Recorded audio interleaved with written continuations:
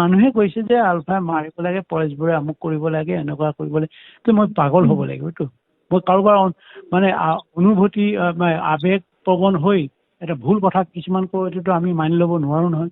ৰাজনীতি দলবিলাকতো লাভান্বিত হোৱাতে থাকিব, বিজেপি হওক, এজিপি হওক, আজাপ হওক, কংগ্ৰেছ হওক, চবেইতো নিজৰ নিজৰ তালে তালে চলিব। এতিয়া মৃত্যুৰ পিছতে এইবিলাক কথা ওলাব পাৰে নে? জুবিনৰ হৃদাৰ্থ এনেকুৱা কৰিছে, হৃদাৰ্থ এনেকুৱা খাইছে, চামকানু এনেকুৱা কৰিছে, আমুকে এনেকুৱা কৰিছে।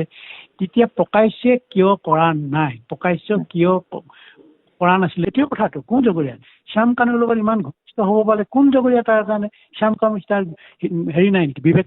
জুবিনৰ বিবেক নাই? জুবিনৰ পৰিবাৰৰ বিবেক নাই? চবৰে বিবেক আছেতো। চবেইতো হাইলি এডুকেটেড মানুহ, চবেই জানে, ঘৰৰ মানুহে জানে, তাৰ পৰিয়ালবৰ্গই জানে, তাৰ বন্ধু বান্ধৱে জানে, জুবিনৰ হাৰ্টটো বন্ধুসকলে জানে কোন ভাল।